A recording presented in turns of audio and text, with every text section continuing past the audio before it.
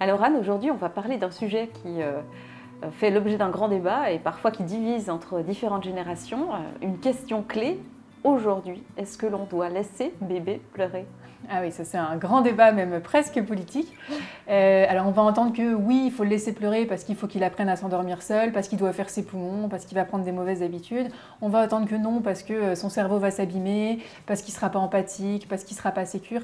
En fait, il n'y a pas vraiment de réponse. Tout ce qu'on sait aujourd'hui, c'est qu'il faut accompagner, en tout cas montrer à l'enfant qu'on a réussi à identifier ses pleurs, réussi à identifier ce malaise, et après sur comment on va faire taire ou pas le bébé, en fait, ça va vraiment dépendre aussi de la capacité du parent à pouvoir supporter les pleurs de son enfant. Alors j'entends ce que vous dites, c'est-à-dire que vous parlez de la capacité à supporter les pleurs. Il y a un moment ça devient contre-productif, c'est ce que vous sous-entendez? Oui, il y a des enfants qui pleurent beaucoup, et ça peut être même parfois pour des raisons médicales, mais on met un petit peu de temps à l'identifier. Et pour le parent, forcément, quand l'enfant pleure beaucoup, le parent qui est déjà fatigué, c'est pas toujours évident. Et c'est totalement humain, parfois, de ne pas pouvoir gérer les pleurs. Et c'est vrai que dans ces cas-là, on va vraiment dire aux parents, posez votre bébé, vous lui expliquez, vous lui dites que vous êtes à bout, il faut dire les choses, il faut poser des mots, et vous quittez la pièce, et vous allez souffler, et vous reviendrez quand vous serez à même. Il vaut mieux qu'il pleure seul dans son lit en ayant en tête que vous l'avez entendu et que vous allez revenir et que ça a été expliqué, que de le prendre et de le bercer. Voilà, ce qu'on va craindre aussi dans ces cas-là, c'est le bébé secoué, et de le bercer très fort en espérant le faire taire, avec du coup un risque pour l'enfant ou le risque que vous-même en tant que parent, en fait, vous en puissiez plus du tout. Oui, et puis pour tous les ressentis de facteurs stress ensuite sur le bébé. Voilà. Donc en cas de pleurs, au final, en synthèse, qu'est-ce que vous recommanderiez? Alors tout ce qui est pleurs correspondant à des besoins physiques, c'est apprendre aussi à les assouvir, apprendre à connaître son enfant, à voir ses signes de faim, ses signes de fatigue.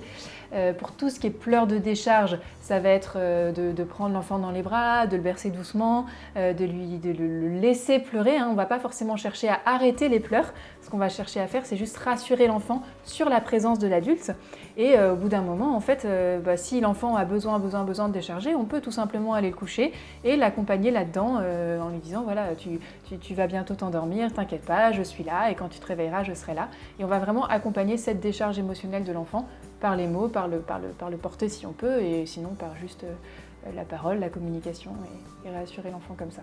D'accord, et parfois les petites pleurs qui peuvent survenir comme ça au milieu de la nuit, comment on réagit? Alors pour les enfants qui pleurent la nuit, quand un enfant se réveille en pleurant, laisser un petit peu de temps, parce que parfois ça va être des micro-réveils, ça va être juste des petits pleurs pendant un rêve, et en fait l'enfant va se rendormir tout seul. Si vous intervenez directement, il n'y aura pas cette capacité-là et vous coupez son cycle de sommeil. Donc laissez quand même quelques minutes, voir si l'enfant se rendort naturellement, et après si l'enfant ne se rendort pas naturellement, on va aller regarder un peu les rituels d'endormissement mis en place aussi par la famille, parce que parfois il y a certains rituels qui font que l'enfant n'arrivera pas à se rendormir tout seul la nuit, et dans ces cas-là, on va aller retravailler les rituels mis en place. D'accord.